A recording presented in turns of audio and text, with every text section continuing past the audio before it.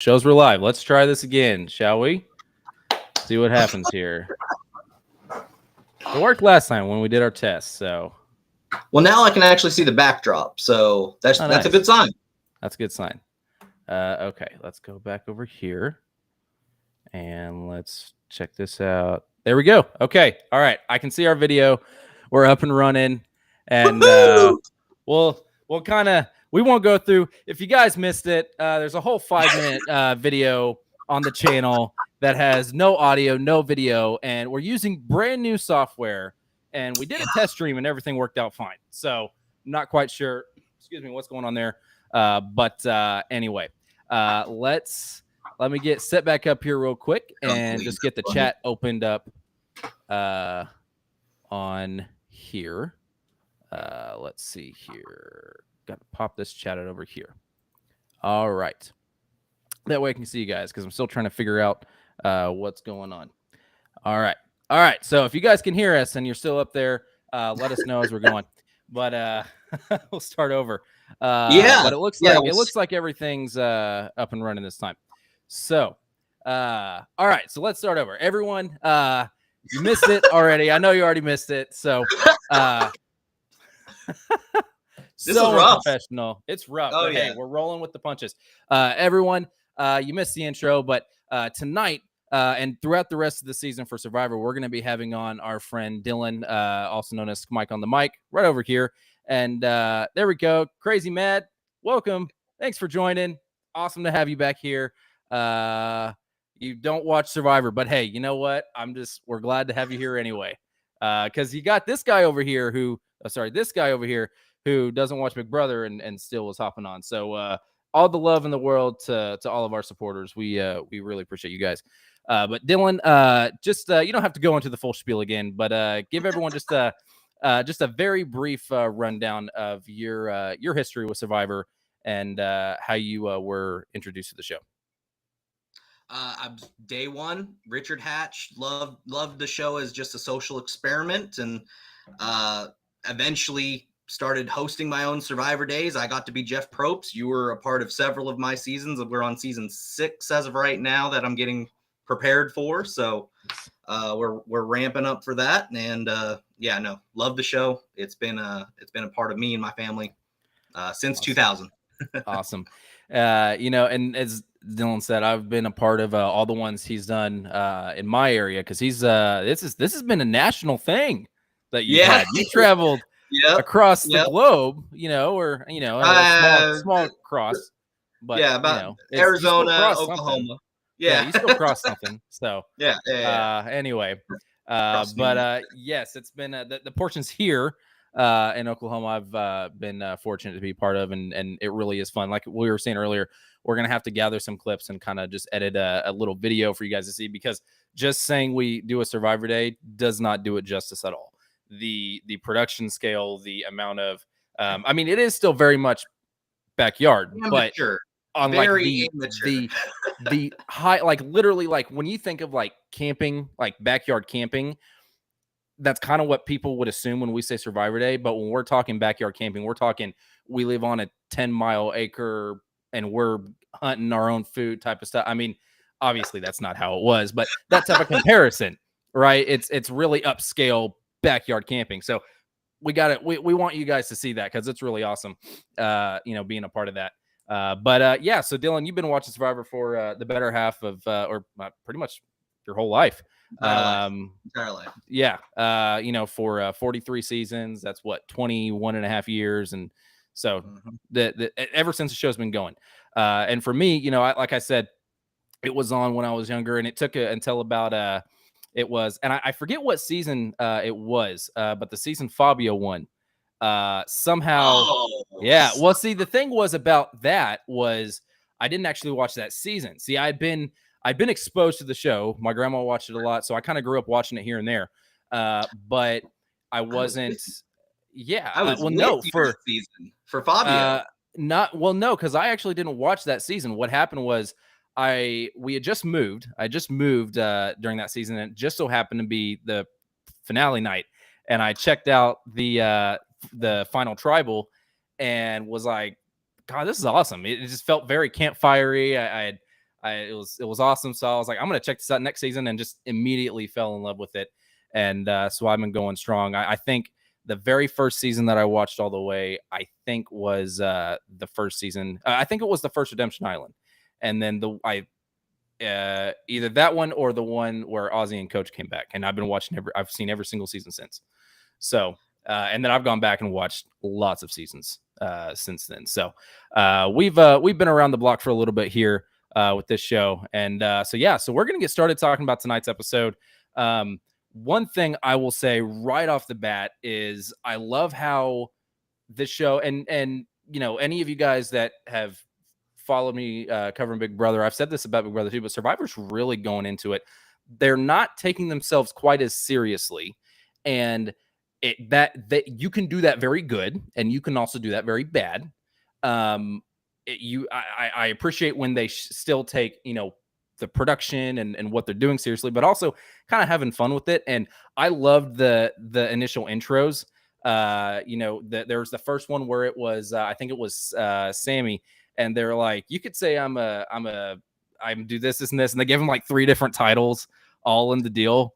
They spat them all over the place. I loved that. I loved, and then there was another one that really kind of caught my attention, and for the life of me I can't remember what it was, but the intros I loved, and I'm kind of I enjoy how they've been doing that lately. That's not an old school thing that they've done where they would kind of give you like almost 5 minutes of like, you know, different players and, you know, their breakdown and stuff. Usually it was just like a quick like 30-second like promo for, oh, we're on Survivor, but now they're kind of taking that time to actually introduce you to some of the players. And you know, a lot of people would try and pay attention to that as, okay, well, it's obviously going to be one of these people that wins, but that's not always the case, because there's a big following for trying to catch the winner's edit. And first episode is very challenging because they really do try and throw you some loops. What did you think about the intros that we got? The big thing that I've noticed is they're actually showing us like moments right before they're about to walk onto the island. They never did that in previous seasons. These last 3 seasons have been really much showing you a little bit behind the curtain kind of a thing, that production value. And then I also like what you were saying with the intros. They show pictures from home. They show other people and things of that nature. That's something they rarely did, unless it was like a big thing. Like if the few times we've had like celebrities and stuff, they'd show their stuff, you know, or if there was something really impactful. Yeah, Jimmy Johnson, Brad Culpepper, you know. Brad we would see some of his stuff. So Clint, you know, it's not what's another one? Clint Robinson. Yep. So we've seen lots of that, you know, for people that, you know, they're trying to grab your attention as to, oh, this is what this person is, this is where you recognize them. But you know, now we're really just kind of getting these profiles from players and being able to kind of understand who these people are right away, which is really helpful, because not a lot of people get into kind of the preseason side of it. Not a lot of people realize that there are cast interviews out there and stuff. So I really appreciate them going into that. But so my first takeaway that I took from this was one of the best first impressions I had so far is, for me personally. Now, these aren't the type of players that I'm drawn to, but for some reason, Cody was the first person for me that I was like, I don't know what it is about this guy. You know, he seems a little chaotic for me in real life, but I'm loving his personality. What did you think about Cody? Well, the big thing that I liked about Cody was he was the one that ended up winning the challenge for his team. I was screaming at my TV for the blue team. They had such a big lead. I'm like, just put the flint inside the hole. And he was the first one, and they made such a big deal about it, because that's literally how the game is played. Like those little interactions add up for challenges, those little things. And you know, from some of the challenges you do, you got to be really meticulous about some of the challenges that are thrown your way. And that's just one of those kind of common sense things that, you know, some people would think about, but then you saw every single one of them was trying to move it along, as opposed to, well, and he didn't even see it right away, you know, so it took a little bit of time and observing. So I think part of it is just being observant, because, you know, even I don't think right away Cody even realized it. I think he was kind of watching for a second and was like, oh, what, there's a hole up on that side, use that to scoop it. So it's all about the details. And of course we see that you know, a little later on with one of the other challenges that we get to see tonight. Yep. But yeah, so who was your first the first person you had an interest in besides Cody? I immediately wrote down the second the first person was Mike. Mike, I wrote down, this guy is awkward.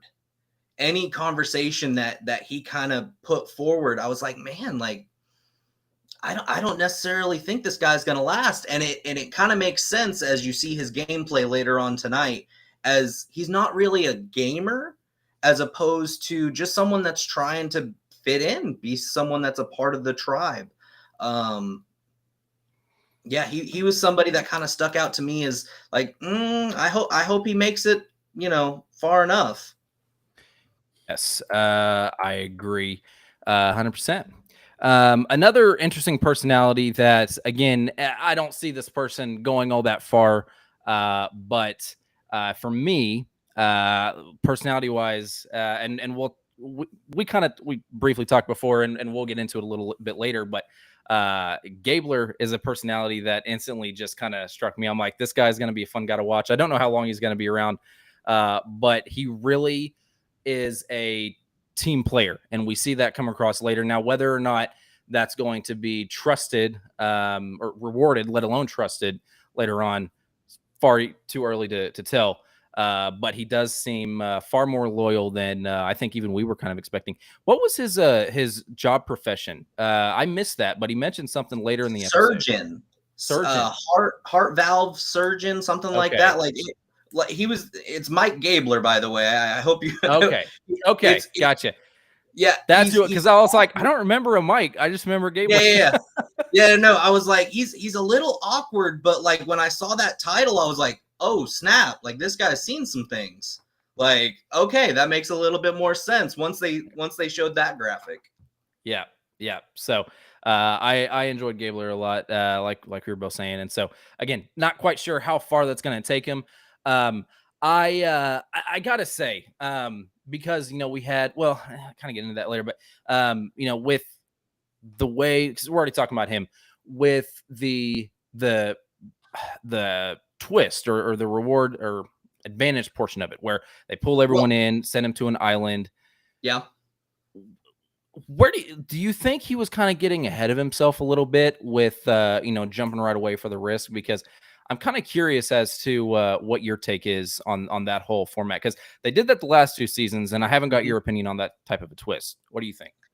That twist, if they would have done it like the previous seasons, it wouldn't have been such a big deal. But they threw that in where if you risk it, as opposed to the last 2 seasons, it's not 2 people that gets the advantages; it's only 1.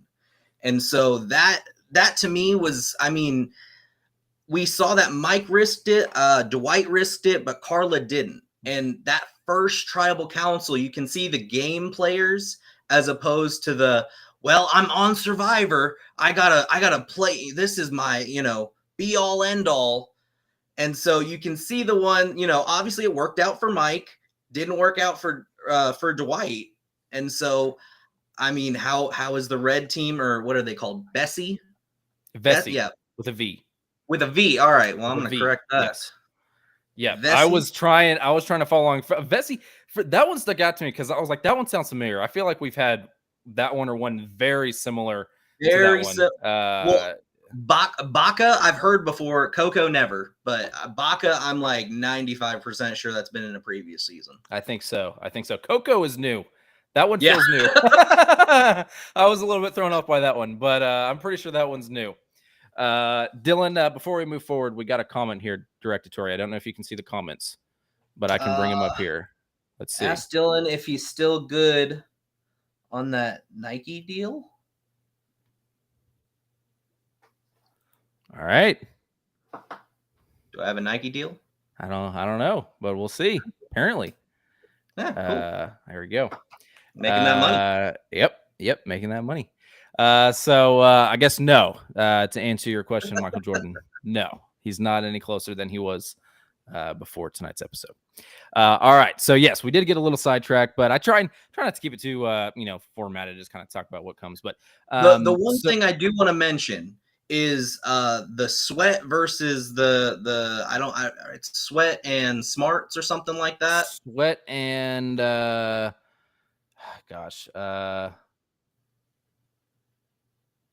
I have it later on, but I can't remember the name of it. I think it's sweating some. I know it's Sweat. Yeah, it's another S. But anyway, what were you saying with that? Well, I love the fact that Sammy, the 19-year-old kid, was the person that solved that like brain teaser. I was screaming at the TV, "No, you're not allowed to cheat like that. You can't put it in the middle." And I was freaking out, and then it just happened to be right. I'm like, "Oh, I would have lost that for my tribe." Okay, sit down. Yep. And then so, go ahead. No, you keep going. Well, and then the fact that like each tribe picks something different. You know, Sammy's on, I believe it's Bach. No. He's on Coco. No. Sammy's on Baka. Baka? Yeah. No, Sammy's on Baka. So, you know, each one won something differently. Whereas in previous seasons, it was always, they went for brains. Both tribes went for brains. Previous season before that, both went for Sweat. Yeah. Both got Sweat. And so this time around, they actually split. They both still got it. And I believe actually the Coco was the one that got it the quickest in the sand doing that X thing. Yes. Like I didn't catch the time for Baka for the puzzle, but it definitely felt like again, trying to remember. Yes, Coco. Coco definitely came in clutch with that. And we enjoyed seeing that outcome there because that strategy was on point. Slick. Yep. That was good. Yep. Well, what did you think of the reward challenge? Because we see ultimately, as we've already said, you know, Vessi walks away with the win from that. How'd you feel about the reward challenge we had tonight? It's good. I mean, it wasn't anything too crazy as far as, you know, running, picking stuff up, swimming out, grabbing something. It's a fairly traditional first day challenge. There wasn't anything crazy as far as like, I remember last season they had a twist inside of the challenge. I personally love that where you throw something that they haven't seen before into the challenge. The survivor brain in me was thinking like, oh, okay, they may throw that in there. I want to run first because that advantage is going to be in the trees over here. Yeah. And so that was the first thought that my brain went to. I'm glad they didn't do it. In hindsight, I think they're trying to get away from having too many advantages in the game. Yeah. And make you work for it as opposed to, okay, two people get advantages. No, it's only one person and two people lose their votes, or one person vice versa. Yep. Yeah. My first thought as soon as they ran in those trees is, okay, there's going to be another thing out there. But from their perspective, I believe they had 43 had already seen 42, or at least had the opportunity to. So they're trying to avoid that. Oh, I think we lost. Oh, there he goes. Got him back. But I think they were trying to avoid. I think what they're trying to do is avoid too many of the same things back to back because they want to keep them on their toes. They're expecting, okay, there might be this thing over here. You know, we might see, you know, an advantage if we go in, and then they run in and there's no advantage. So, you know, it definitely keeps them on their toes. And if they're going to have all these different advantages and stuff, I do feel like you have to keep changing it up so they don't know what to expect. And so I was quite satisfied with that. But that definitely was my first thought, was they're going to run straight in there and have an advantage, and they weren't. And I was surprised that we didn't hear anything about it. I figured they would have said something in retrospect to it, but you know, that's magical editing. Sometimes they like to peel the curtain and sometimes they don't. Last two seasons, they really like peeling the curtain. We had Jeff talking to us prior, and you know what? A lot of people hated that. I liked it. I kind of enjoyed the behind the scenes kind of, this is what's going on. This is what we're going to do. And that way we know what to look for a little bit ahead of time. So I know a lot of people were dogging on it last season, but I liked it personally. I'm not angry that they're not doing it. You know, if as long as we're able to see enough of you know, the conversations and stuff, and we have enough room to actually see what's going on at camp, that's what I care about the most. But if they're going to throw in some extras, I definitely like not trying to, because we live in a day and age now where there's not as much behind the scenes stuff. You know, there's not as much of a curtain behind the Wizard of Oz. Everyone kind of knows what's behind that curtain, and they don't like it when you try and pretend that there's something different there, and I already know what's there. So I like the peeking behind, but it's not for everyone. And I definitely get why some people didn't like it. It kind of did feel a little cheesy, but I enjoyed it. I liked the fact that Jeff would show you where the advantages were. That was a really good setup to where, you see somebody like, I have to find this hidden immunity idol.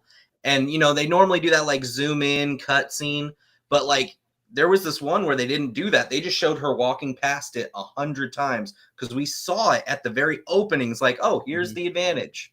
Yep. And so I did enjoy that as well. It was a good setup, but I understand they were doing that because of the COVID restrictions, and they didn't have as much to work with, and so they were able to just expand the arsenal. Now that we're no longer dealing with those restrictions, they're going back to the original format, which it was a great format to begin with. So don't change it if it's not. And a lot of times, and that's what and again, a lot of people complain about, well, it's only 26 days as opposed to 31. I get it. I do. I understand. But when you're talking about, first off, last season, I'm like, let's just be grateful we have seasons at all, because I would rather take a restricted season than no season at all. Yep. And the game, just like any sport, we've seen plenty of NFL players on this show. They will all tell you the game evolves over time. So as long as it's not breaking the structure and the integrity of the game itself, by all means, let's throw some different things in there, try something new. And some things will work, some things won't. But as we even discussed before, you have that shortened day period, but now you also get to see them have to fight harder, because when you shorten their days, you get to ration their food a lot smaller and have to have them fight a lot harder for it. So the benefits, the downsides, they really outweigh themselves. But you just have to kind of pick and choose what what you like and see what works the best. But ultimately, as we know, the one thing that's going to decide what stays and what goes are the viewership numbers. So that's what speaks everything. Like we said, Vessi wins that reward challenge, and then we get back to camp, and we see, like we already talked about, we see that they come to a decision, and Sammy basically says, I want to do the sweat. He wants to get out there and kind of play into his character arc that he already knows they're going to stereotype him as. And he doesn't want to show that he's got any other give. He doesn't want to expose any other abilities. But Owen's like, dude, I'm not going to do that, because first off, I don't want to bust my butt this early. I want to conserve energy. Second of all, and in my mind, the most important, that's 4 hours that we're going to be away from the tribe in the very first 4 hours of the game. And we don't know what's going on. And that's going to put us on the outs. And there's kind of another testament to that we'll see later on. We kind of talked about that with leaving for several hours on the island. But anytime you're away from the main tribe, it's just not good for you, because then it doesn't matter what it's for. The rest of your tribe's going to assume, hey, this person might be gaining some type of advantage. And in this case, they know that, they're busting their butt, but we're out here actually able to talk and keep 2 people out of this. So we can actually separate ourselves from a portion of our tribe from an institutional part, right? The structure of the game is kind of forcing it. So we get a freebie, and we don't even have to excuse ourselves for why us 4 are over here and you 2 are over there. So I definitely agreed with Owen's take on that for sure. What about you? No, 100%. I think Sammy is really keeping it close to the vest. Like I was saying earlier, he was the one that actually ended up solving it for the yellow team. And so I think that kind of outed him as a little bit more strategic minded. Mm-hmm. But I really don't think the players on his team, like I said, Mike's on that team, Owen's on that, which Owen, I'm sorry to go off topic here, but Owen actually seems like a gamer. He seems like a gamer, like wanting to get out there and do something, but his tribe just won't let him. Mm-hmm. And I feel bad for him, just in how everything shook out tonight. Yep. Yeah. I definitely saw that. And again, well, don't want to cover, get too far ahead talking about tribal and stuff, but I definitely had some thoughts around tribal that I was kind of scratching my head at, but involving Owen, but may or may not be what you think, but we'll get to that. But yeah, we see that on the flip side, Coco, as we already said, Gio and Ryan, they do the digging and they're able to get it super quick. I mean, I don't think anyone expected that to happen. And last season, there wasn't an opportunity for something like this to happen because it was, you're going to go back and fill it up with the water. But and that's something else too. Just kind of a side point is they're still kind of keeping these, like, okay, season 41, 42, they said we can do the same things back to back because they haven't even seen it, as they peeked behind the curtain for us. And Jeff even told us directly, well, you guys have already seen this last season. They haven't, so we can redo everything. So I like that they're trying to continue to do some of that stuff while also not making it something that they're going to be able to predict. And then so going into season 45, they're going to have to, now there's going to be a precedent for, okay, well, we have these types of things that happen. What's going to be the shift now? So they might just get rid of it altogether. Who knows? But I love keeping them on their toes. So yeah, we were able to see them get it right away. Really impressive. I don't think anyone was expecting that. I don't think they were expecting that at all. And that was a big sweep. But yeah, and then like we said, we see that Sammy figured out the puzzle, and then I didn't catch the other girl's name that solved it with him. But she was also he figured it out and then was very kind of tunnel vision, and then she kind of came in and was like, oh no, we can also do it here too. Move it over there, yeah. And I didn't catch her name either. I focused more on Sammy because like that was I was screaming at my TV. That's not how you do it. You got to move them, and Yep. But so and then I like how she was like, no, it was your idea, you figured it out, you do it, trying to establish that that connection there, and not jump too far ahead. And so and to be quite frank, I like Sammy a lot. I do think that he might have been a little too hot-headed during the immunity challenge we'll talk about later, which I don't necessarily think is a bad thing, but I just think you got to be able to I feel like one thing we've seen for sure is that whenever you have players kind of speaking a little more aggressively at the tribe, Colton, it's not a good look. So again, I don't think that that aspect of his personality is necessarily wrong, but I just think he's got to be a little bit reel it back a little bit, trying to figure out how to not let that slip out when he's under pressure, because you can tell he can't really control it at that point. Like he kind of lost control of that aspect to where he just kind of let loose, and I don't think he meant to. So that's the only thing that I'm kind of nervous with him, but overall I think he did a pretty good job in that. So we kind of start getting a little bit of our tribe talk here, and we see that Cody, Jesse, and is it Ninika? Am I pronouncing it right? Yeah, Ninika. And they're talking about what was it, Nori and Justine? Trying to make sure I got all the names here. And Cody's kind of trying to tell him, look, Justine, she's a sales rep, and those people are like sharks, and she's gonna try and sell you on one thing, and we got to make sure that we don't let them. We got to get her out, right? And on the flip side, he's telling us, yes, he does work in the elevator industry, but he's an elevator salesman. So he's trying to get the salesman. Normally, this is kind of like the cop archetype where, oh, I can tell that person's a cop, and we gotta go after them before they figure out I'm a cop. Now, again, salesman, I've been one before, so I know. I'm not currently one because I wasn't very good at it, but I do know that salesmen, they can be very pushy. They can be in that aspect. I don't know right away because it is such a diverse type of title that you're going to necessarily pick up on another salesman.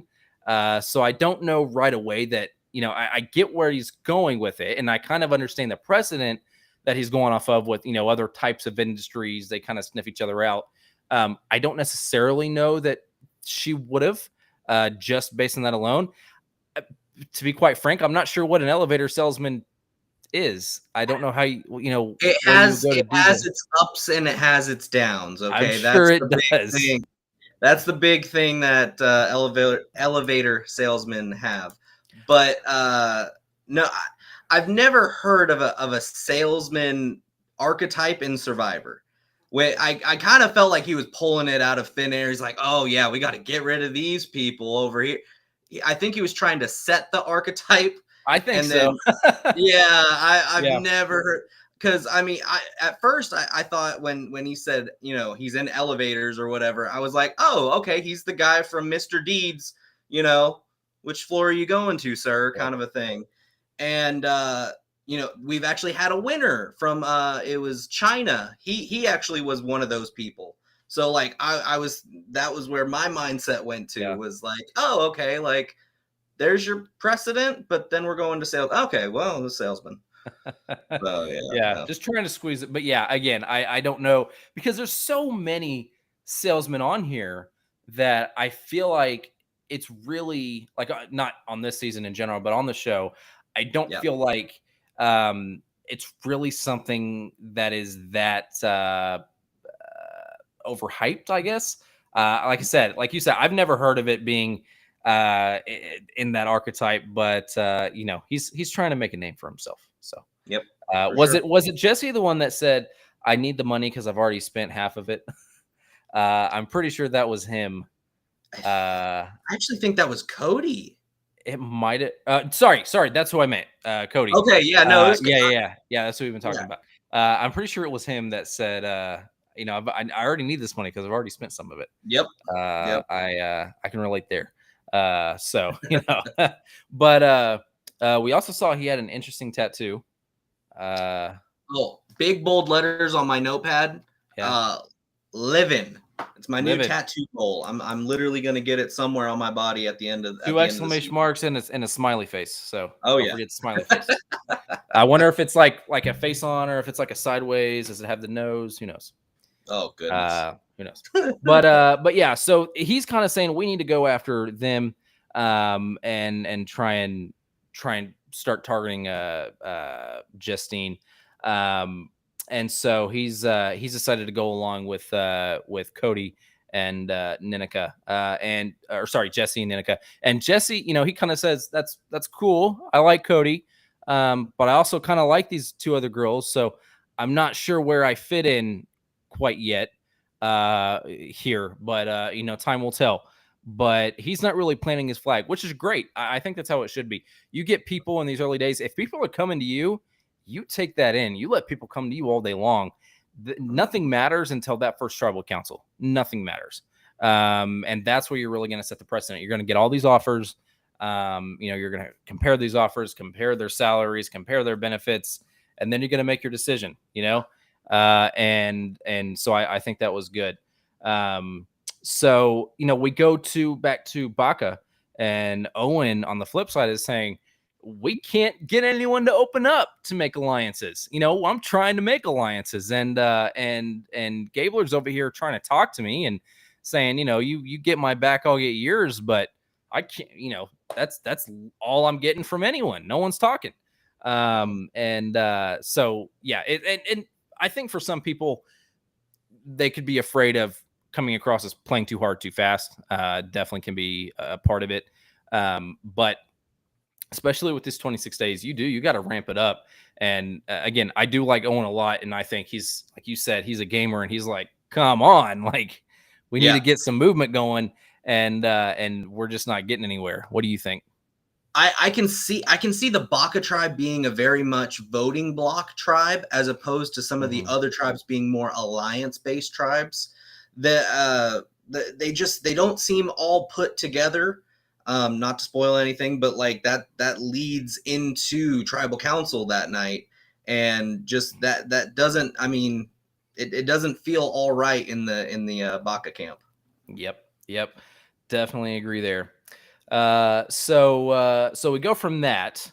We're on the flip side. We hear from Janine, and Janine, Mariah, and sorry, we hear from Ellie talking to Janine and Mariah, and is Ellie? I think is that it? Yeah, Ellie? that's right, Ellie. Okay. She talks about how she struggled some with the recent passing of her sister, and that kind of opens up an opportunity to bond with those two girls, and they're both like, hey, we got you, and they kind of come together on that, and so we do kind of see some of that movement going on that side.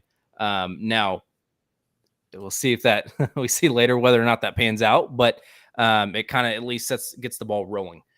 So they do set the precedent in not only this tribe, but also in, I believe it's a Coco tribe, this female alliance. The threat of it, at least, like that, every single season you hear about it. This one, I truly and honestly feel that there is a female alliance coming, and not like female alliances over the last like 2 or 3 seasons. Like, I'm talking about an Amy from, I think it was One World. I'm talking about a big female alliance where you have power hitters, and there are some very strong women in here. Actually, my pick for the win, I would like to do this with you later on. My pick for the win is actually a female from this season. Okay. Well, hopefully it's a good one. But anyway, but yes, I was just getting into that. Now, I missed whenever we get back to the Coco tribe, I didn't quite catch who it was that initially, or her name, that was initially talking about the formation, because I got Carla and Lindsay, but I didn't quite catch the name of the other girl. That was really the only time we heard from her this episode too. But she we'll have to go back and check that out. But they were all talking, and they start to form something solid. And Carla says, I think it was Carla. No, it was Lindsay. She says, I have James, and I want to try and pull him in so that I'm not as close to him as I am with you guys. But she says, if you see us talking, just know we're not talking about you, which I think was it's good, but also you got to be careful because you've only been there for a couple hours, at least that we know. Still day one. And you're already kind of letting them know, you've already kind of been talking to James. So I'd be a little bit careful about that. Personally, don't want to show your cards too early, because it's always going to be an assumption the first person you talk to is going to be your strongest alliance. Not necessarily the case, but I feel like that's kind of how it looks most of the time. So that was my only concern was don't reveal too much, but you can say, maybe say something like, hey, I kind of like James. He might be a good weapon for us. I might try and work on him and see if we can pull him in just as a shield, just as a number to kind of break up that tie. Absolutely. The big thing that I was seeing, like, she was the one dominating most of the conversation. She was the one leading the conversations, and you're going to find those people inside of Survivor. Mm-hmm. Those are the ones normally making all the shot calls. But yeah, no, I really do like, I forgot what the guy's name was. Which one? Oh, James. He actually even said, like, oh yeah, all these girls, like, that's a good offer. And then, we have the guys over here. So he's doing the good Survivor thing and listening to, hey, the girls already have something going. And, if they end up going to tribal council here soon, he'll definitely be the swing vote. I think so. Yeah. He kind of found himself in that sweet spot. And I had another part too where they were talking about that, and hopefully I'll try and keep that or find that somewhere. So I think it was yes, sorry, I'm getting mixed up here, but yes, definitely so. He's kind of finding himself in that sweet spot where he's trying to decide, which side is going to be better off for him. And we'll see. It's all talk until tribal, because they could go a handful of cycles before they even make it to tribal. Hopefully in their case, that is the case. And by then you never know what's going to happen. Because it is almost kind of like a night one every time a tribe goes to tribal for the first time. Because they are already at that kumbaya. They've already had those initial discussions. So where Baka has got right away, it kind of takes a little bit of time for most other tribes to get there. Once they've got on a winning streak, then they're kind of like, well, crap, I don't know what to do now. So it can swing pretty easily one way or another. But yeah. So, and then Carla also was saying how she's kind of in a sweet spot. You know, she's got both people on both sides, and no one has said anything about her. So she's really finding herself in a good spot. So, and then we see, okay, so yeah, I think that's when we start to see them all kind of go for the advantage trip. And we already kind of talked about that, but for me personally, I don't know about you, right? I'm of two minds. On one mind, I think that I want to play it safe because it's in the first day, second day. You don't know what's happening. You've never been to a tribal, and now all of a sudden you're potentially risking your vote. Now, for me, it's not about losing my vote that I'm nervous about. For me, it's about the story that I have to tell them and whether or not I'm going to be able to convince them, because it doesn't matter sometimes whether it's true or not. As we saw, you may tell the complete truth, be as upfront and honest as you can, and it doesn't matter. Some people are just not going to believe you. So for me, I'm like, I'm going to try and stay far away. That way I can come and be like, hey, I still got my vote. They tried to do it. I had no part of that. I'm loyal to the tribe.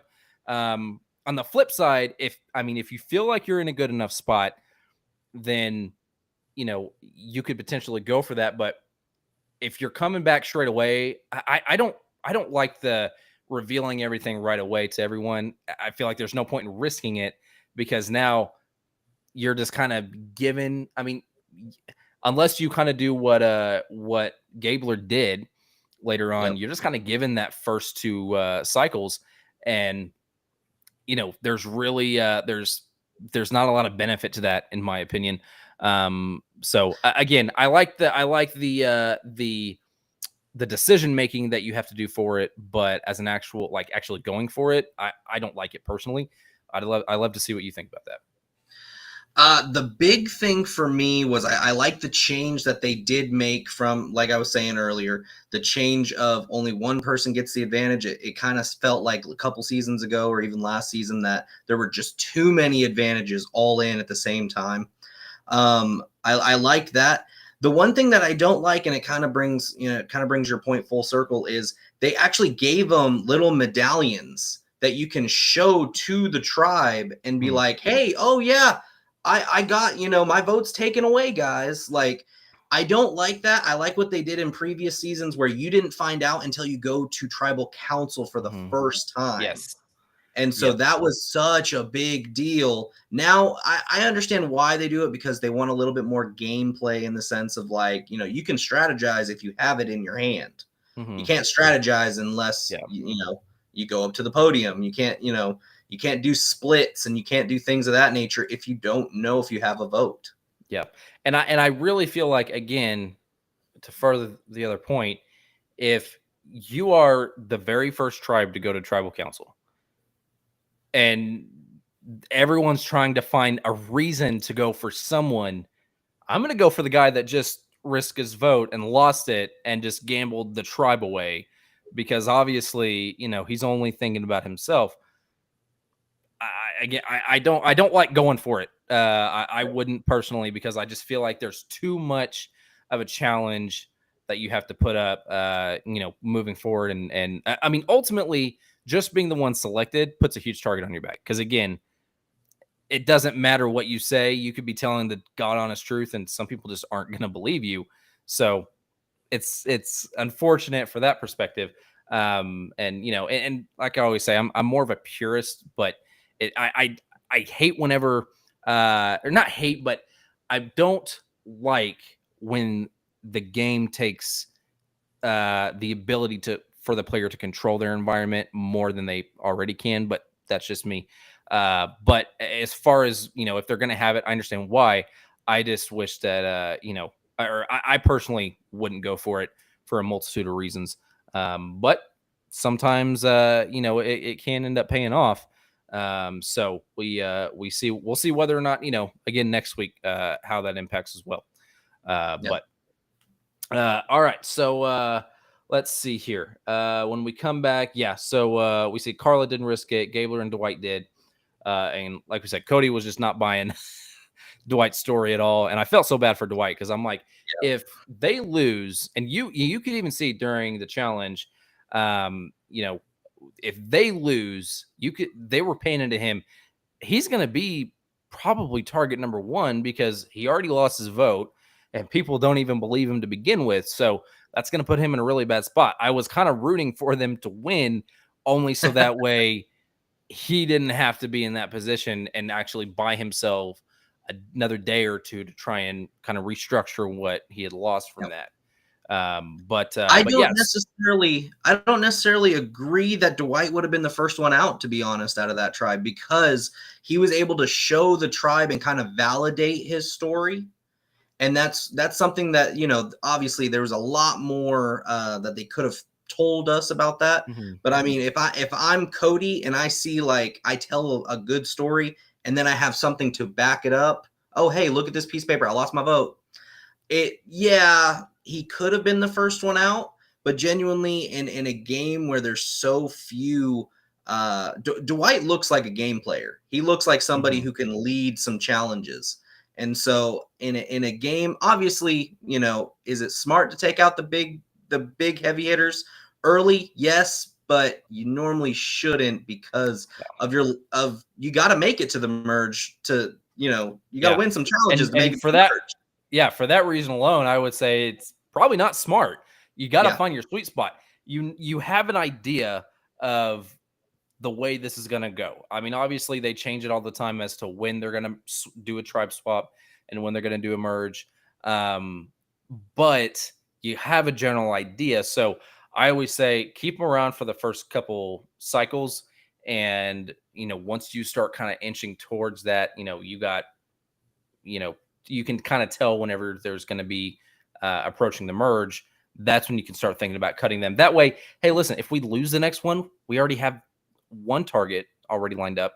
If we lose the next one, we can probably scrounge another person together, and then we should be fine. So I agree.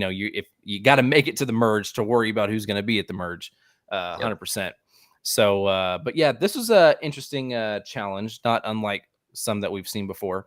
I will say the digging and going under the pole, it's been around for ages. Every single time I'm like, I'd be terrified. I can't do it because I'm not yes. Well, it's like, I'm not a claustrophobic person, but I hate feeling like I can't stuck. Like when you're a little kid, you get your head stuck in a shirt and you're terrified. That's kind of the feeling I always feel like I'm going to get, trying to get under there. And because you could see where the one girl, it looked like it was stuck on her neck for a second because she couldn't move. She's trying to go back under. But yeah, I would have been fine to not have to see James without his pants. I would have been fine if we didn't have to see that. But I watched it with the subtitles, and someone from his tribe was like, "Put your pants back on." Yeah. I try to remember who the guy. I think it was the guy who said he had a cerebral palsy. Trying to remember his name. I think it was him. He ran back up there and he's like, all right, now James, put your pants back on. I liked how they gave them options for puzzles. And they're like, okay, part of being ahead is because it's also motivating you to try and gain that lead. So you get to actually pick and choose which one. And obviously it paid off because they were able to snag that first place slot and pick where they're going to go, from that. And they were able to, like I said, get that first place slot. What did you think about the challenge? I loved every bit. I love the human ladder aspect of it. That is one thing that I always love. That's a really big tribe building activity. I'm not a fan of the beginning part of the challenge, like what you were saying, because if you actually watch that challenge back, it's an even playing field. But when you dive in, you got to go down, and that mud, I mean, it's several feet deep. And so when you're crawling through that, I could see the afraidness there. Yeah. And then that makes you all slippery and slimy to actually now go do that big, the human ladder wall. And so loved that part of the challenge. I actually think that Blue picked the wrong the wrong puzzle. That's interesting. Which one? I didn't think. Which one would you have picked? The one that Vesey was the one that I would have picked that one right off the bat. That seemed so simple to me in the sense of like, you just got to go slow. And you do it slow enough. You had a big enough lead. Now I understand they picked the one that had the most probability of success. Like you figure out the maze and then you can just go through it. But you also saw on their actual first try of it, they ran right off the maze. Well, and so, you know, every single iteration we see of this type of ball puzzle is that you're never going to get it first try. You're always going to overestimate how much weight, how much muscle you need to put into it. And now I did like how we saw, I think, I can't remember who it was. I think it was Jesse helped her out. And he was like, here, let's try this. And it came behind her and they used double the strength because no matter how much strength you have, adding another person, you're adding way more to it. And not just the strength, but the balance, because that's a huge part. It doesn't matter how strong you are. You got to be able to balance. And so just having those other set of arms there to kind of help guide like a steering wheel, it can help you steer that better. And they were able to, once they got that groove, they were able to go straight on.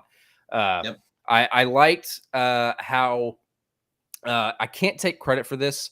My wife mentioned it watching it, how they go into the mud and then they go into whatever that was, like wood chips or whatever. Was it hay?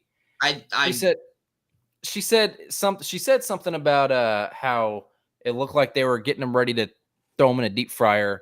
And I said, yeah, because you got that for the flour, and then you got the what looks like the frosted flake breading that you're dipping them in the flour. So human chickens, I guess. But anyway, anything they can do to kind of poke at them a little bit. So what did you think about the immunity idols that we got? Very interesting. Something we haven't gotten before. I don't feel like we've seen something like that before. Well, I like the bull and ox theme that they're kind of going for this season. You can see it all throughout it, and you can also see it on the immunity items or the immunity statues themselves for each tribe. It's a nice aesthetic. It's something new. It's something fun. Yep. I'm like I said, I'm always down for changing the aesthetics and everything. I think kind of gives us a fresh look. I like them trying to kind of reinvent what they already have. But so yeah, like we said, Coco does end up taking the win for that first place, and followed up by Vesey with that second win. And I was most looking forward to trying figure out what the name of Baka's tribe was, because I was still trying to fill in some blanks from my notes and I couldn't catch it. But we do see Baka walk away with that L. We do see Baka trying to run away with that L. Anyway, we see how that goes, and they have to give up their flint that they worked very hard for, trying to uncover. I always, again, going back to Survivor Day, I always envy watching them try and make fire, because that was something I just couldn't quite get down. I've been meaning to buy a fire starting kit and practice more. I definitely need to do that. But it's fun. It's one of those things that you've seen in previous seasons that we've done. There are people that can't do it in 10 minutes. And then there's people like my dad who can do it in 22 seconds. Like there's that difference of, if you know, if you don't, it's going to be hard. It's going to take a minute. Yep. And you could see just back then, he just came in and did it quick. And that's also, again, that's our low budget version of that. But just going to show, what did he do? He ran right away and grabbed some extra stuff outside of it, dead grass, and was like, this is how you do it. So going back to that early, you have to be able to think outside the box, like during that math equation puzzle that we saw. So I'm all for shifting things up. But anyway, so we come back from this very unfortunate loss that Baka suffered, And the very first thing we see is Gabler, and he comes straight out and he's like, well, because like we were mentioning earlier, Sammy was very, very direct with Gabler during the challenge. And, again, I feel like it's okay to kind of come that way, but you have to at least be able to recognize in the moment and kind of tone it down a little bit. So I feel like he was coming off a little hot. And I think that's kind of what put it in Gabler's head that, well, maybe I guess I messed this up and I'm going to go in and take an L for the team and just try and go, shot in the dark right away. I don't know. Me personally, in most situations, I would never do that. It's because it's very much putting yourself as the target. And even if you're trying to put yourself up as a pawn, you never want to put yourself in that position because a very catchy phrase from Big Brother is pawns can go home right away. And so he's already putting himself in that position where he's losing a vote and he's saying he's not going to use his idol. That's going to be a very easy boot. But I can understand, at least from his perspective, where, listen, I got pulled to go to this secret island. So, like, they see my idol, they saw the note, so they can see what's going on. But that doesn't mean that they're still not going to look at me. They're going to look for any reason that they can. So I don't agree, but I also don't necessarily disagree either.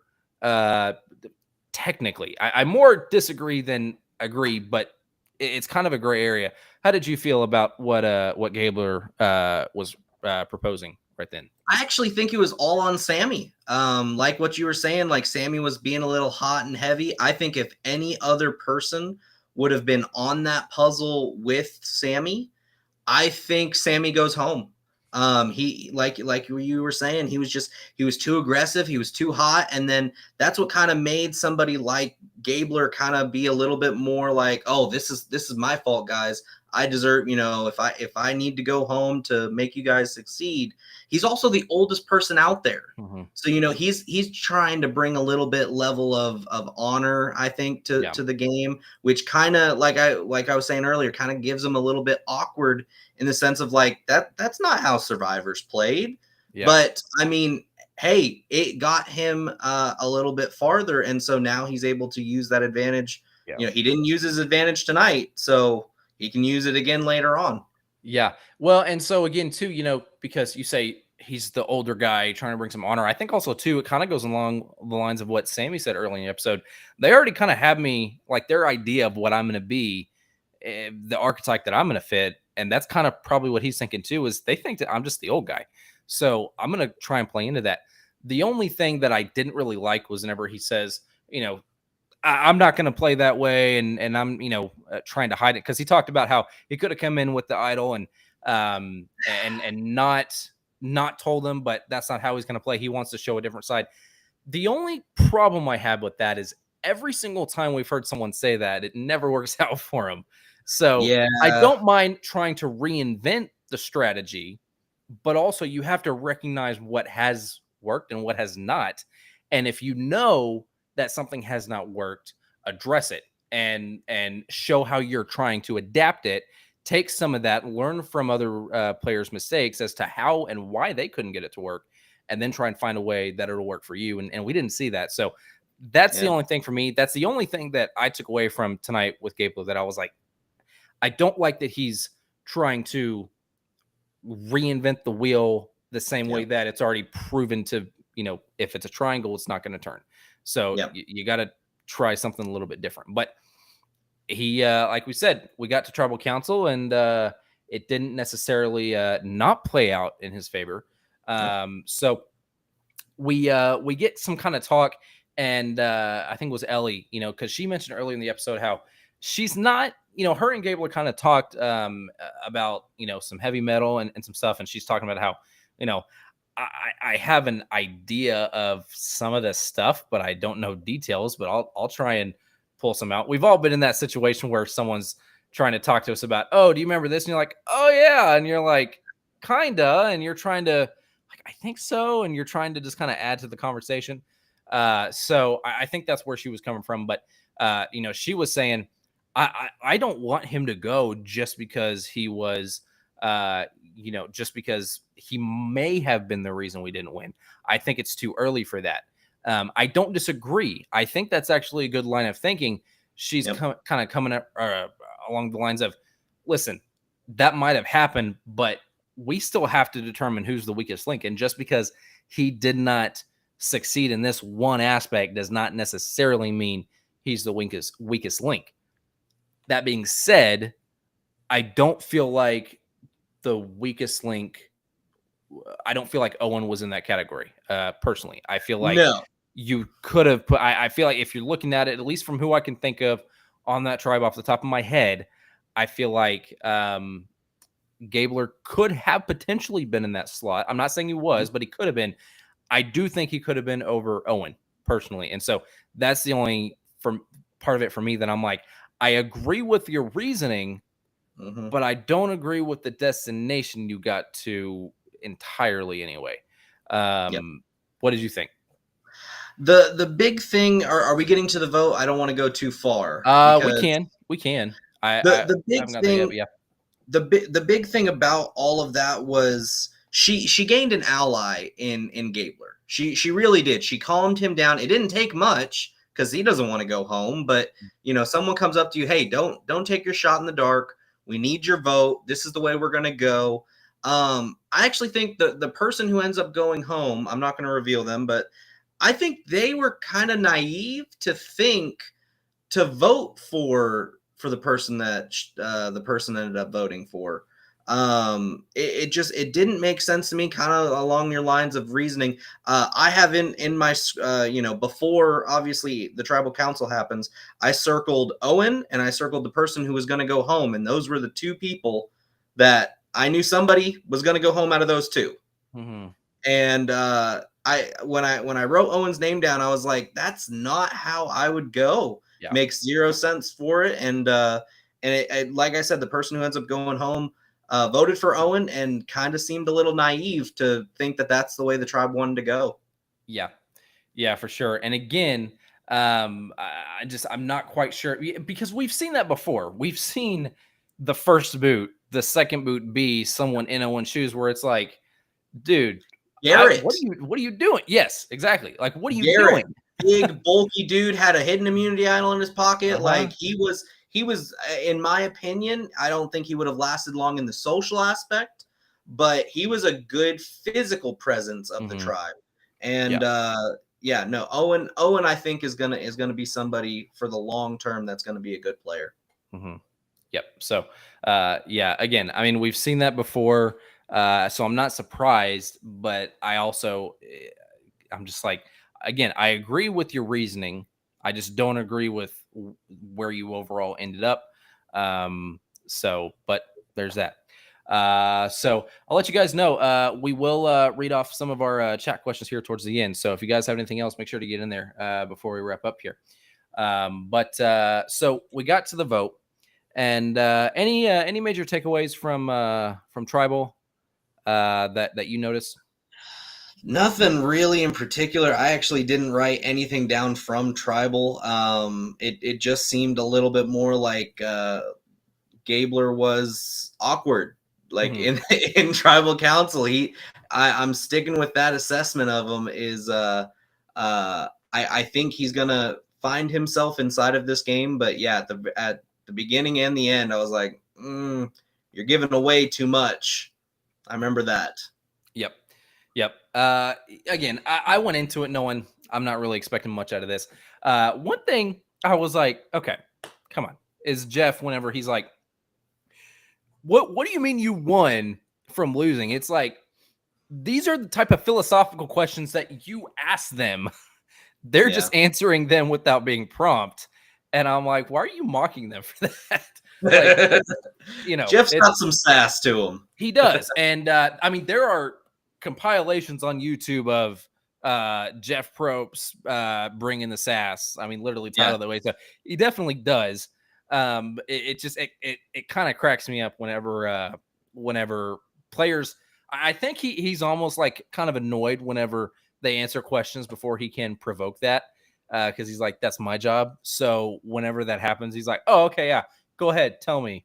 And I don't know, he kept kind of twisting life a little bit much for me. I'm like, dude, she's just trying to have a positive outlook. But we did he's see a storyteller. He's a big storyteller. And so, he gets to drive the season. And yeah, like you were saying, in YouTube videos all over, Jeff Probst sass. Yep.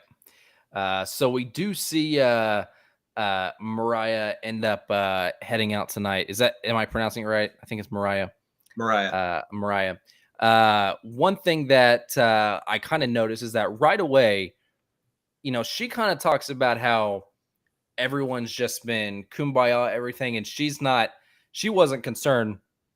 And Owen and the rest of the tribe kind of flip on her, and it's like, no, we need to go with strength and all this stuff. And it's like, okay, great, but like, you guys were literally doing the exact same thing. So don't act like you're not a part of it and act like she's stupid, because she's just kind of going along with what the vibe of the tribe was. And now all of a sudden you guys are kind of trying to switch it up on her. I'm like, I get it. You're not wrong, but she's just going with whatever everyone else has been kind of going with. So, but we do see that, unfortunately, Mariah is the first boot of the season. We won't, I don't think we got much from her. I don't know if they did a post-vote confessional. I didn't catch it.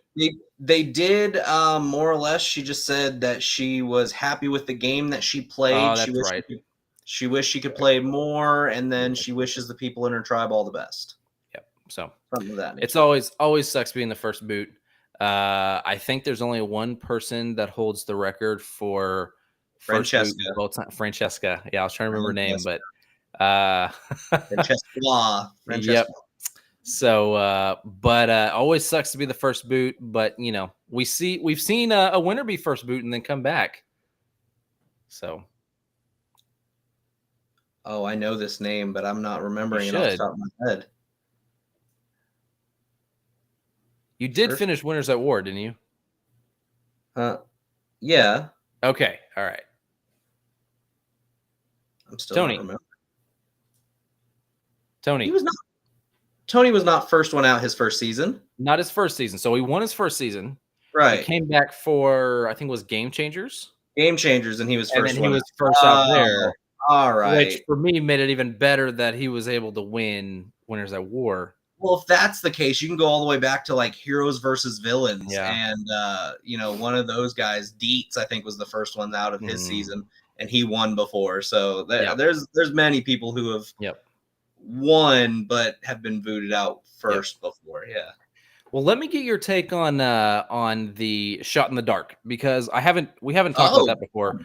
How do you like the shot in the dark? Because for me personally, I'm more of a purist. I don't like a ton of advantages. I hate that. The one thing is I like the hidden immunity idols. I think that we have so many advantages that we've kind of lost focus of that.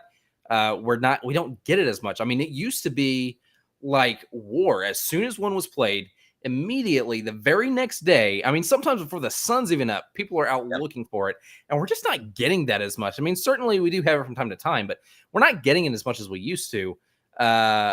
Once they started throwing in idol nullifiers and all this stuff, that's when I was like, we're kind of getting too far ahead. The occasional extra vote, I think, is fine when it's occasional. And so, this is one part of the game that they continue to talk about in between seasons, about how we know people don't like it, but we're just going to keep going with it, I guess. And they finally listen. They listen with Edge of Extinction. I know a lot of people, personally, because, and I know I'm in the minority. I kind of do like Redemption Island when it's done proper. Fantastic. When it's done proper. Because at least the person there is still somewhat involved. Now, I understand the frustration of you get someone that's first boot, they've been out of the game for several days, and now all of a sudden they're joining back in and they have no idea what's going on. but at least they're still playing the game.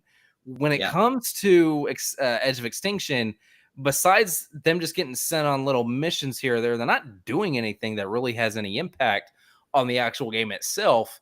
And so I'm not a fan of that. I love the shot in the dark. I think it is the perfect balance of risk versus reward. You are foregoing your vote for a 1 in 6 shot. So you really have to be, down at the bottom or in Gabler's position, trying to take the more notable play there by doing that, which he didn't end up doing. But I love the shot in the dark personally. I wanted to see what your opinion was on that. Love it. I actually don't know. Has anybody hit on the shot in the dark? Okay, no. I don't think so either. That's an advantage that we're waiting for that shoe to drop. Yep. Like that's going to be a moment. Yep. And so, I mean, that's going to be very, very exciting to see. I like it. I think that it's going to turn out to be a lot more. You can't do split votes if you're going to have someone take a shot in the dark. You can't do some of these other things that, if someone says, I'm going to take my shot in the dark, you're going to see a lot more blind sides, which is something that you have to convince somebody, hey, you're with me. You're not on the bottom. No. This is the way we're voting. Like it's a lot more cutthroat to where you get to the end of the game and you have to tell these people like, hey, I'm sorry, I lied to you. Mm-hmm. It's a tough thing for sure. Yeah, for some of these jury members. Yeah, we definitely. I'm pretty sure we have not seen it come to fruition yet. So I'm excited to see that play out at some point. And because you've recently watched the last 2 seasons that we've watched, so you'll have to remind me the name of it. But the advantage where they have the 3 boxes, one's fire, where they get to basically choose, like you pick one of the boxes, do or die. That's one I'm not the biggest fan of. I agree with that. Just because of the way they have to obtain it and everything, it's very convoluted. I saw some tinfoil hat people on the Reddit threads last season about if you see Jeff's finger here, he tricked it here both seasons, it was in the same spot, whatever. I don't know, but that one I'm not as big of a fan of. The shot in the dark, it's so not good for your game that it can be something that if you're down in the dumps, you are at the bottom and I'm going home, why wouldn't you do it? And that type of 1 in 6, I think that's the perfect amount of risk where you guys had a 5 in 6 shot of getting this person home and you still miss it. And now you're going to have to do it again the next week. And again, we haven't seen it played and they didn't talk about it this tonight. So if I'm remembering correctly, once you use it once, you lose it. You don't get to do it done. Again. It's done. So if you take it the once, you're only getting safety for that 1 week. You can't keep doing it over and over. It's not like an extra immunity that you can keep trying to win week after week. You try it once and you're done. So I think the risk versus reward is great, and so I love that one. Another one I don't think I've even this one's a little bit further back, but and we're jumping way ahead. But with the finale, the fire making challenge. Oh, love it. You love it. I love it too. I understand a little bit why some people are hesitant, but I feel like it just kind of adds to that extra. Okay, well, you have to go the further step. Now there's kind of been a precedent set for it where, unfortunately, since as Edge of Extinction, I have to, forego my immunity and try and win immunity and then win again. That one I think can be situational. I just don't think if you don't do it necessarily means that you're doing the wrong play. But that's just my opinion. But I those are some of the new kind of institutional twists that I've been quite enjoying. So I'm hoping some of those stick around personally, and I hope we see that again. Another one to look out for that I don't think we saw it last season, but it was the season before. They did the knowledge is power. That's a really fun advantage where you can look at somebody and say, "Do you have an idol?" Oh, Oh, that's yes. mine. That's mine now. Like, Yes. obviously the person didn't play it correctly, but I mean, I can't imagine that in a Final Five situation. And you're like, "Hey, do you have an idol? Fantastic. That's mine. I'm going to play it for myself." Like Yeah. that's a big one. I'm gonna have to disagree with you on that one. For me, Ooh. I'm not a fan of that one because again, that I feel like when you have an advantage, you have an idol or something, you are working to get that. A lot of times you're having to give up a lot for it. Now, I don't like that many advantages being introduced, but I also feel like, okay, well, this is an aspect to the game. Once you basically kind of give someone kind of I feel like the knowledge is power is kind of a god mode power where once you have it, you're I mean, yes, you can play it wrong, and we've seen that happen, but Mhm. it's really heavy-handed on the person that has it, their side, because a lot of times who has the advantage. You have a very strong idea. Not always Yeah. for sure, but a lot of times I would say probably 51 to 49 you do. Mhm. And so I feel like it kind of gives that person almost the opportunity to just kind of skip that cycle. So I personally I feel like it's a little OP for me. Yeah. I don't I understand your take on it, and some other people definitely have the same, but um, for me I'm not the biggest fan of that one, but I do. I'm glad that they finally got rid of the fire tokens from 40. Yeah. That was horrible. That was a little much for me. I didn't need an open market. I love Tyson. I didn't need to see him get a whole jar of peanut butter. But I mean, they were starving out there anyway. So, I guess for that aspect, it was fine. But yeah. Okay. I think that. Do you have anything else before we get into some of our questions? Uh, I would just like to know. I think we've done this in seasons past. We did it for A Winners winner at pick. War. Okay. You pick your favorite man. You pick your favorite woman. Okay. And who is going to win this season, Gotcha. season 43? And we'll go back over this. We'll write them down, and we'll go back over this at Gotcha. the finale. I'm gonna let you go first. You're the guest here. I'll let you go first. I'm gonna pick Carla. Carla was the one that I kind of circled. She's playing a good game. She's playing a strategic game. I like that she didn't pick risk. I really think that she saw the two people beside her basically saying like, I'm gonna go risk. And so like being that one person that doesn't do it, I mean, it kind of secures you. Plus, she really is going to need her vote. We saw the all women's thing. Plus, I think you said James. Hmm. Like they're going to need their votes if they're going to try and overthrow that, especially with if James decides to go with the guys. So she's playing the game and she's playing it Hmm. well. I don't disagree. And to be quite honest, that would be my winner pick on the women's side as well. Okay. I just don't see a whole lot. It's very early. This Oh, for could sure. go a lot of different ways. For sure. But on the women's side, she's the first person that stood out to me. The only person that stood out to me. But that's also kind of the same on the guy side as well when we get to that, for me as well. So it's not just one sided. I am pretty narrow in my options there. So I'll go with my guy pick since you went first with female. My there's only like two or three of the guys that I could really see taking it home.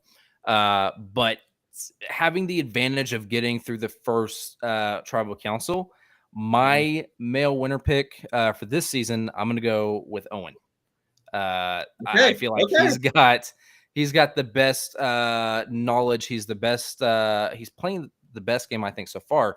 That being said, he was a big target, so he's going to have to work on kind of shaving some of that off a little bit, and kind of hiding back a little bit. But I feel like if he can do that, I feel like he's going to take it really far.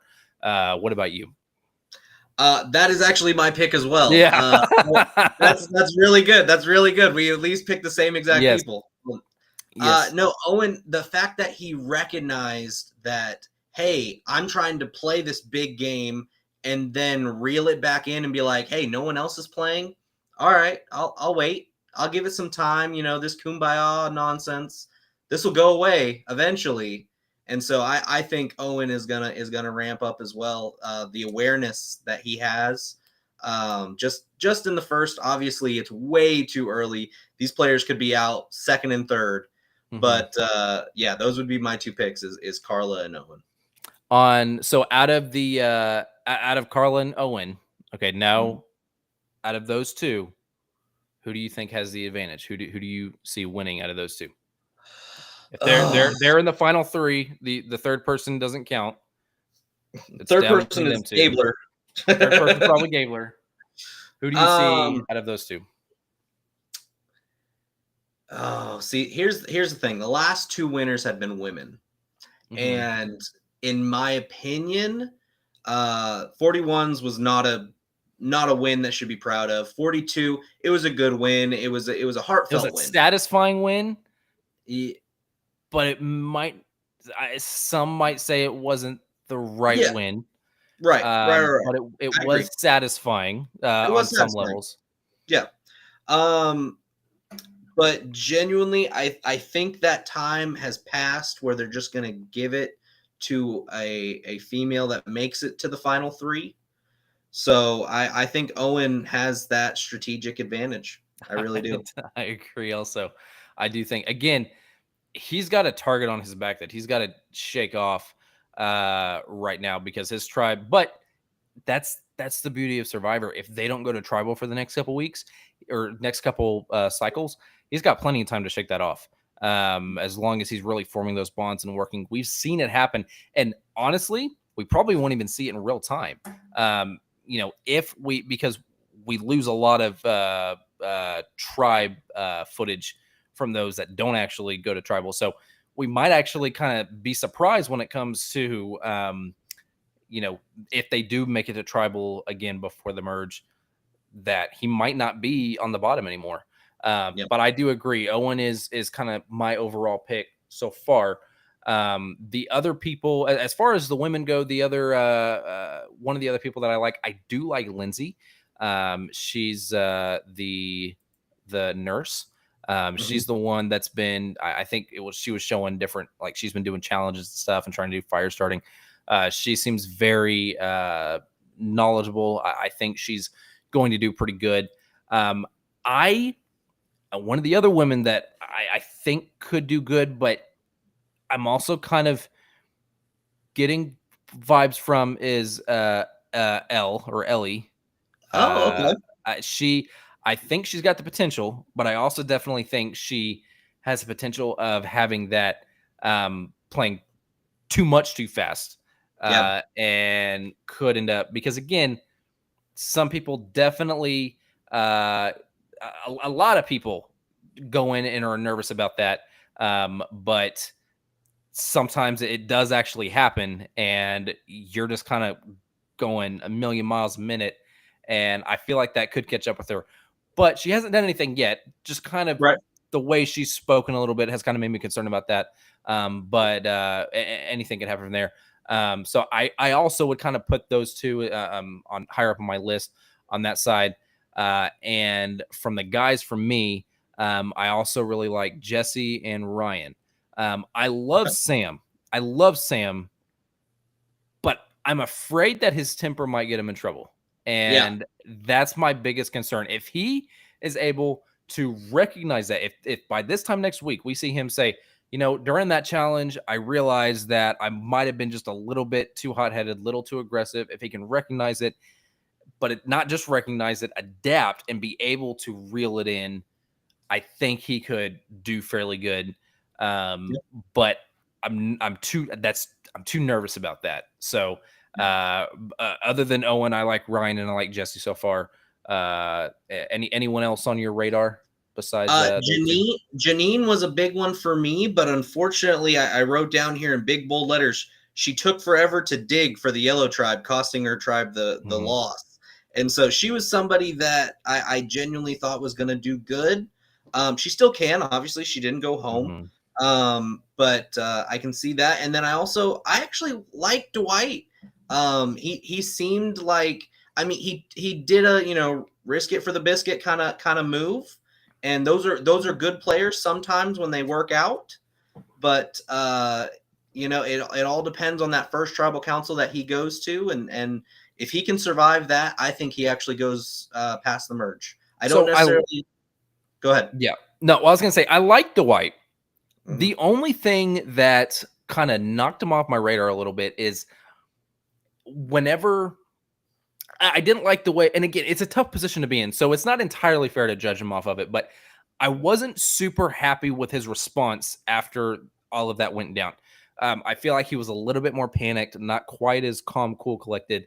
So that is kind of not the same as Sam, but in that same aspect of might not be able to control that as much. And so that's for me is the only thing that kind of turned me off. Before that, I was enjoying watching him. After that, I was just a little bit nervous that he might be a little bit too scattered. He might not quite be able to figure things out on the fly, and that's what's really important. Because he that wasn't necessarily on the fly. He kind of had time to figure that out, and he just instantly almost kind of panicked whenever he got back, tried to explain everything to him, and then lost that vote. So again, like we said, that could also put him as a target if their tribe lost. Man, you've already risked your vote. That's an easy one. So I was nervous for him, but we'll see. He could very well bounce back from that and just be like, look, I got served, a crap pie. And now I didn't really know what to expect from that. So now we'll see what happens moving forward. He might be able to readjust and it might turn out fine. And if so, he'll definitely pick back up on my radar. But for now, that's where we're sitting at. All right. So that's kind of everything. We're going to go over some of our live questions. So like I said, if you guys have any more, send those in and we'll cover those. We got up to Marine. I think Marine is where we left off. Crazy Matt says you're thinking of Fessy. I think you're talking about from Big Brother. That's we were talking about Vessi and you were saying Fessy. That's the name of a Big Brother player from Big Brother 20. Dylan don't watch Big Brother. I tried making him watch one episode and he never watched it again. So we'll see. He's talked about trying to rewatch it. We're working on it. I need your paramount. Okay. That's right. Yes. I got to get him my no, we don't password share around here. Shh. Okay. My bad. Anyway, working on that. But yeah, we'll see. Marine says, are you guys going to watch The Amazing Race? I've watched it before. It's not the kind it's never really captured my attention. The problem with The Amazing Race is, from what I've seen, now I could be wrong because I haven't seen a whole lot. I don't feel like there's a ton to cover with that. I know there's some people that do cover it. I don't know how, because it's a lot harder to follow from that aspect. But it's just never, every single time I see, because the premiere episode of Amazing Race always follows after Survivor or Big Brother or something, and I'm like, that always looks interesting, and I'm always intrigued from the premiere episode. No other episode draws me in. It's only ever the premiere. I'm like, that looks interesting. Nothing else, except for maybe the finale. But if I have spare time, I might try and check out. I might try and go back and watch some old episodes and see if I can get into it whenever I have spare time. Boston Rob. I know Boston Rob has played. I know Malcolm's played. There's been lots of Survivor players that have gone on, lots of Big Brother players. There was actually a team from The Amazing Race, because it was a thing where lots of Survivor, lots of Big Brother players would go on. So one season of Big Brother, they actually had Phil Kogan come on the premiere episode and say, hey, you guys I'm always stealing people from you. I'm going to give you two of mine. And they had a team of Amazing Race players that went on Big Brother and kind of swapped. Okay. Didn't really do all that great, but that was back in 17, and they're on 24 right now. So that was a while ago. Okay. But It's always been around. It's just never something that I've had a strong interest in personally. Have you ever watched any of The Amazing Race? No, I like you said, it's always been right after Survivor, and honestly, it's never been one of those things that it's like, oh, that looks interesting. Yeah, click. Like it's one of those things. Unfortunately, I've never gotten into it. It's the perfect thing to close Survivor out. Yeah. It's like that little clip you showed me looks awesome, and now I'm gonna go put the dishwasher on and go to bed. Yeah. But again, that no disrespect. There's a lot of people that love watching The Amazing Race. It's been on in my house before. It's just never something that people in my house will watch. It's just never something that I personally had an interest in. But who knows? If I get the right person on there, then I'm like, I really got to watch them on there. Maybe. Same thing with the challenge for me. I've actually actively tried getting into the challenge. I was gonna try and watch this last. So the challenge was exclusively an MTV show. They would take Amazing Race, Survivor, Big Brother players, Love Island, also too. Basically, all of CBS's main reality TV network shows, and then throw them in. And it's kind of like Survivor in a house. So it's kind of combining Survivor and Big Brother, where it's basically all about challenges. I only ever made it to like the second or third week of the one that, as Crazy Matt was pointing out, Fessy was on. That's the only one that I was able to watch. So so much going on with all of that, but it's always something I wanted to watch. Another show that I really wanted to watch and was excited for, and I wasn't able to. It is on my list to go back and watch. Is actually I think it's like it was an NBC show or something. It's called Snake in the Grass, and they just did their first season.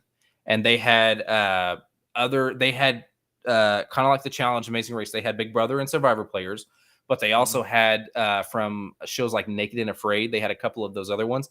It wasn't network exclusive shows, and they would have the general premise was 4 people would be out there. They kind of had like a tribal council set, and the host was a radio host I've been following for a very long time, Bobby Bones, and he was hosting the show. And there would be basically 3 people that were players, and then 1 person was the snake in the grass, and they were trying to sabotage. And each week it was a different set of 4. That's all I know. Sounded super interesting, and had players. And Malcolm was on there. Wu was on there. So definitely some people that you would recognize. I definitely want to go back and rewatch that. I put that on my save list. I think that premiered right around the time Big Brother did. So too much going on to catch it, but I definitely will go back and watch it. And check it out and see if it's something I'm interested in. And if it is, hopefully do season 2 and might cover it. Mona was talking to Crazy Man and said the old Survivor seasons are fantastic. You can start with 1 and 2, then compare the last couple of seasons. It is definitely a big shift. The thing with seasons 1 and 2 is that, and again, I hate to keep pulling back to Big Brother, but it's similar in the fact that it was still trying to find its footing. It was still trying to find its format and understand itself. So it is very interesting to watch those older seasons. It is a different game now. Not the general premise, but the details, because the game has evolved and they figured out what worked and what didn't. And I mean, they're still trying to figure out what does and doesn't work, but it's evolved over time. So it's not exactly the same game, but it is always interesting to kind of flash back and see. I know there's some other wilderness shows that people like a lot in that same type of vein, that a lot of people don't like the strategy based side of it. That's what I love the most as a part of this. But it's not for everyone. But I always say if you've only ever seen seasons 1 and 2, I would also say check out the current season or check out the middle era. The middle era is awesome. Season 20. Yes, I was just about to say 20, or even within the 20s, from 20 to 30. Check those seasons out because those were, in my opinion, kind of the prime Survivor, and even just like 18, 19. Russell's first season was 19, one of my favorite seasons. 19. So Russell is my yes. He is my spirit animal in the Survivor universe. Love Russell. 19 and going into 20. you will see some of the best gameplay that you'll ever see in Survivor, and that's what hooked me even more than what I was. I mean, honestly, Richard Hatch in that first season, he is the godfather of this game, because if he does not be that naked, conniving masterpiece of a player, you don't have season 43. And then if you had, and I'll give this as an example, if you had season 2, which was the Australian Outback, if you had season 2 as your season 1, it doesn't happen. You don't get to a season 2 because Tina ends up winning.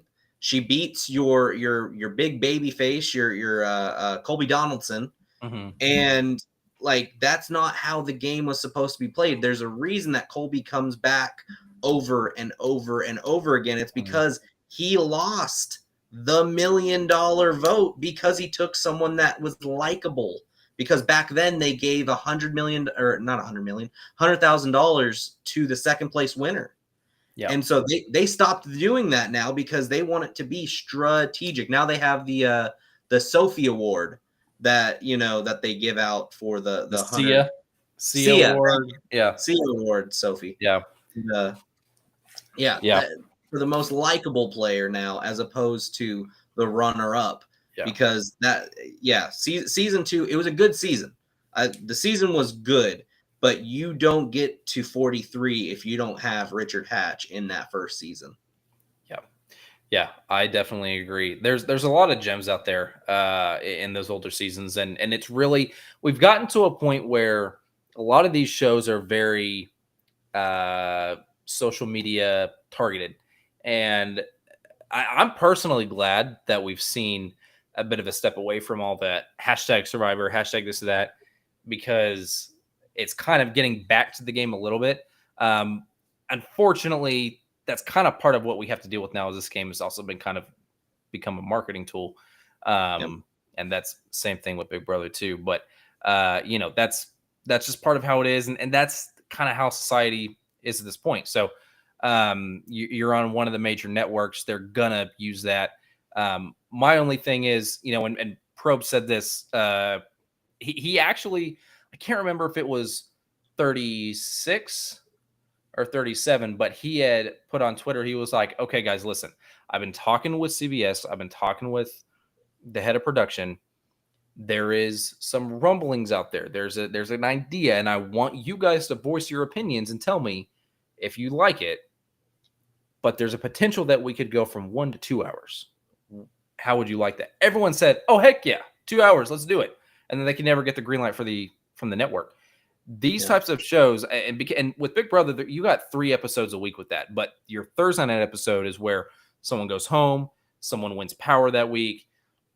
I've been saying for years that Thursday night episode should always be 2 hours. And I think the same thing with Survivor. You need more time to see what's going on in Tribal. So I would love for every night for us to be getting on here at 9:20 instead of 8:20. But unfortunately, that's just not how they see. But we see other network shows. I mean, like The Bachelor has 2-hour episodes every single week, and then when their finale is like 3 hours. So it's, I used to be a huge Bachelor fan, not anymore, but no, I can see it on your face, and I back then I was a proud fan, and I don't care now, but other network shows do it. I just wish that the ones that really deserve the extra airtime were getting it, but that's just my opinion. Let's see. And then Mona said the talk of all the medallions, advantages, etc., would not be happening in old school Survivor. It wouldn't. But that's kind of like the flashier stuff. They've kind of gone more to a little bit flashier plays, trying to draw in more people. Look at all these different things. Again, like it adds to the excitement from a viewership level, but it takes away from the strategy. And I don't know. Personally, I feel like the numbers have gone down since its prime, and you can get them back up there. But once you kind of introduce, like once you kind of start going in this direction, it's really hard for them to pull back, because network execs are like, well, you've already done this. This is what they're used to. If you strip it down anymore, people are going to lose interest, because what you've introduced these new people to is going to be gone. So I would like for them to do away with it, but I understand from a network perspective why they haven't. Jessica says, "Dear Lord, I said panko, not Frosted Flakes." No, I said Frosted Flakes. That makes so much more sense. I was wondering. I said Frosted Flakes because I've seen videos where people have used like chips and like Frosted Flakes to coat stuff in to fry. Yeah, and I thought that looked more Frosted Flake like than panko. But she did not say Frosted Flakes. I said that. I meant to clarify. Panko. I said that. She didn't. Mona said Frosted Flakes would be odd for sure. They're not that bad. I've tried it. If you actually do it IRL, it works. I prefer Doritos. Crushing up Doritos. Mona also hates on me because I use the regular Hidden Valley packet for seasoning. She says there's a lot of GMO or MGO, whatever that is. Like a very strong component. So I like my cooking. Not everyone does. That's your ranch. Your ranch is really good. I do have delicious. To say it's very good. It's only gotten better over time. So DM Rock says Ellie is playing the game too hard. Again, like I said, I think yes and no. I mean, she could reel it back. I don't see her doing it. I feel like most likely she's probably going to go that direction. That's why she's not higher on my list. But if she can recognize it and kind of teeter-totter that, maybe. But I'm getting the vibe from her that I don't think she will. I think it's going to kind of go further and further because that's what we kind of see from this before. And I've been meaning to bring these up on here so you guys can see it because I have the option to do that. So my apologies. So from here on out, so I'm going to try and do. Another one from DM Rock says, I feel like she is running Baka Tribe right now. She definitely was a strong voice at Tribal. And I do feel like she had an influence in trying to keep the attention away from I'm already losing his name. Gabler. She took the attention off of him because that was kind of where everyone was going because he kind of offered himself up for that. And they're like, okay. And then she's like, no. We're not doing that. Just because that's what happened doesn't mean that he's got to be the first one to go for it. So I don't disagree for sure. Marine says Danny and Sarah from Survivor won the challenge. Oh, okay, cool. So that's the most recent season. Tyson was on that season. That's why I was saying earlier, I've had people on there that I've been like, these people are on the show. I really don't watch, but if Tyson can't reel me into the challenge, I don't know who all can, unfortunately, because Tyson's one of my favorite players. Hilarious. I love Tyson. Yeah. But even then, for some reason, I just couldn't get into the challenge. Marine says Derek, X, and Claire are on The Amazing Race. They're from Big Brother. Not the current season's going on, but last season. They're currently in first place. That's cool. I didn't know they were on, and then I did see on Survivor, or not on Survivor, but after Survivor, I saw that they were on the few minutes of Amazing Race that was on before I turned it off. But yep. Crazy Matt says Frosted Flakes better than the NyQuil chicken stuff going around. Very much so. Yeah. I would very much recommend. I'm no health professional, but I would say if you're watching this and you're considering doing the NyQuil chicken, don't do it. You don't have to have a degree to know to not do it. I can also tell you, don't eat Tide Pods. That's also not good for you. Okay. They do look delicious, but don't eat them. Okay. When I was a kid, I used to have this hair gel that was blue and I wanted to drink it so bad, but I was like, that's going to kill me. I'm not going to do that. And then my mom said, there's an ocean water slush at Sonic. Just go get that. And I did. It's not very good. I don't like it, but Crazy Matt says, have you checked Alone yet? I haven't yet. He was telling me about Alone, the TV show. Yes. Yep. I'm trying to remember what all was the premise on that, because he was telling me about it. Kind of sent me some links for it. I've watched it, but tell you the truth, I don't remember. We literally just watched it, but I can't really tell you the premise. I'm not remembering it, but I know I've watched several episodes of it. Okay. He's lying because he doesn't remember. No, I'm just kidding. No. I haven't checked it out yet. But I definitely will. Again, we've got so much going on. I'm looking forward to as much as I've been enjoying Big Brother. It's been a very love-hate relationship this season. But we've had a lot of fun here on the stream with it. I am looking forward to after Sunday, because finale is Sunday, where we can kind of readjust a little bit, get back and get a little more free time. And like I said before, we'll have some more content to kind of fill in the gaps. Not just Survivor based, but we're gonna give it a little bit of time before we hit that stuff up. So that's all we got for tonight, guys. We've been going for an hour and 44 minutes, an hour and 49 minutes if you count the 5-minute stream we did where we had no video, no audio. I would love to tell you guys to go check that out, because I had a whole intro planned. I nailed it, and then it went to crap because you couldn't see or hear it. I don't know what happened. I don't know if it's because the stream was pre-scheduled. So it was rough. It was rough. I'm not sure. I'm gonna have to play around with that and see, and hopefully we get that fixed in the future. But I was able to figure out the chat issues, so we got that up and going. And so that's really cool. But all right, guys, yeah, we've been going for a long time. So thank you guys for tuning in. Dylan, do you have anything you want to shout out before we go? Any follows or anything? No, just you can follow the YouTube at SK Mike on the mic. There's nothing there. It is eventually going to be a sister channel of DAC chats, but as of right now, there's nothing there. We're just trying to we're gonna see where we're going from here. Sounds good. And I didn't already have it linked. After this goes live and everything, probably in the morning, I'll hop on and link his channel down below in the description, so you guys can check that out. For anyone that's currently watching or watching after the fact, if you're watching after, it should already be there.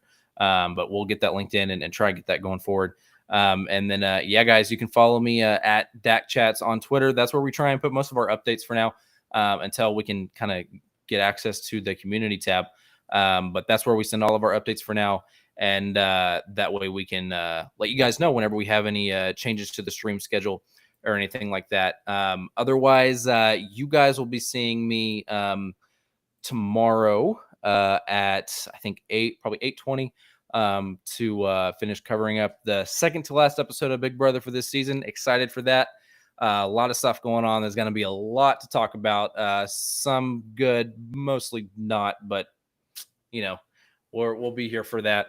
And then Sunday is the finale, so we will be here for that. We're gonna have a very fun finale stream Sunday. We might even do a pre-stream, go live before the episode for a little bit, just kind of hang out and chat about that. But and then we'll be right back here 8:20 a week from tonight to cover the next episode of Survivor.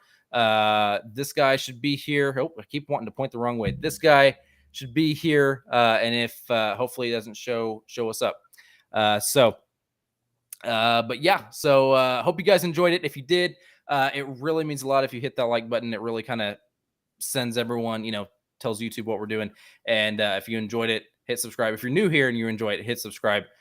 We have a lot of fun in our streams. And yeah, one time someone pointed out that these smaller channels, you get to kind of be more involved in everything. So we pretty much involve every single question that you guys send our way in the chat, and make sure that we cover everything. So I froze. Why am I frozen? Well, at least it's at the end where it froze. Goodness. I don't know. Can you still hear me at least? Oh yeah, no, you can absolutely hear you, but that face is priceless. That's not a good face. Here, let me try. That's a good. Oh yeah, there we go. Well, thank you all for showing up.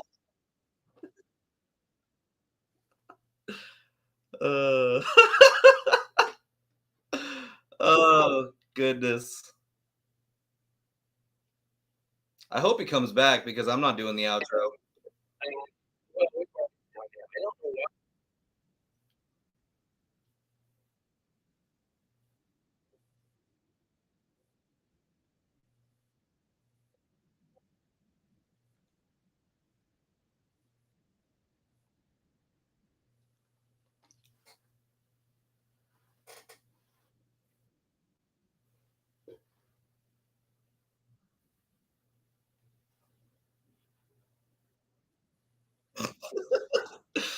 Oh,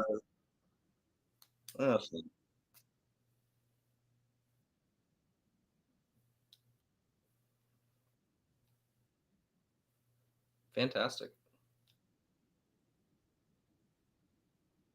No, not at all. We're still live too. I feel like I should just start singing.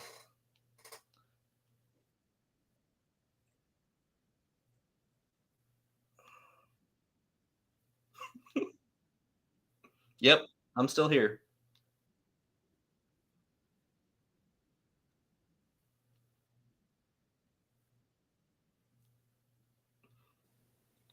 Close Oh. format altogether.